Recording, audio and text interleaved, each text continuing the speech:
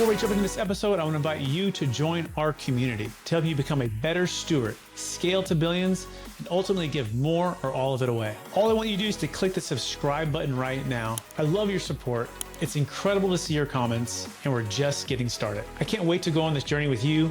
Thank you so much for subscribing. It means the world to me.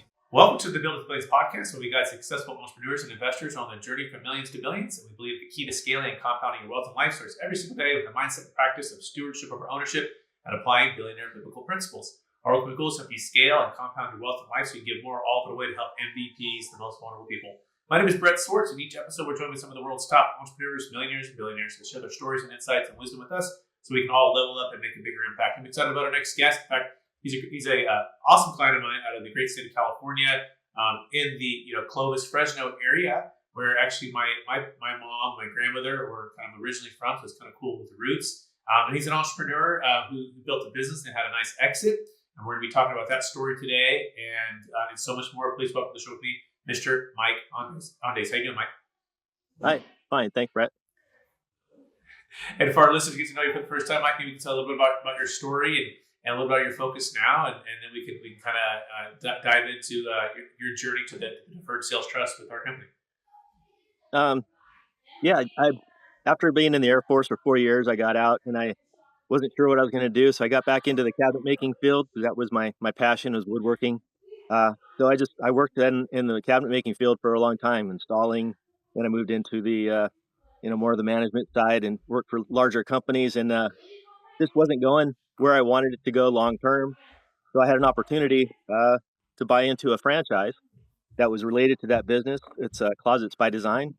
So after about a year of back and forth and each of us feeling each other out, we went for it. And so I spent the next 10 years building that business up. I started the franchise in the Fresno area, so it was just me and a secretary at first, and took about 10 years to build up to 25 employees. And then felt like it was the right time to take the exit and see if I could sell it. And I was successful in selling it. And that's where Brett came in on that exit part of it, which really helped a lot.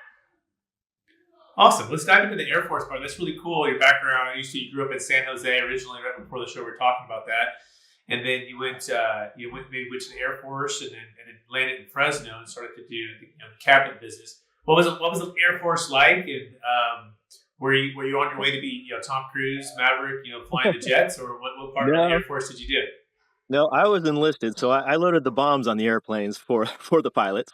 So I spent 4 years doing that, but I actually loved it. It was an awesome experience. I went in right out of high school. I knew at the time I wasn't ready for college and wanted to do something different, so I did. I was 19 years old and spent my first year overseas in Korea. Got to go to the Philippines and Japan when I was there. So it was just an awesome experience for a 19, 20-year-old. And then I moved back to California when I was stationed at Castle. And that's how I got back home and into that area. So I worked on the A-10s over in Korea and then the B-52s here at Castle. Wow. Thank you for your service. And what is maybe the top, one or two things you learned about being in the Air Force, Mike? It's just discipline, mostly in every aspect of your life. And I'm on the side that I think if you don't go to college, you should definitely have to go into the military for a short time, even if it's a couple of years. Yeah. It'll never be wasted time. You're always going to learn, and just to be able to focus on things and just get jobs done.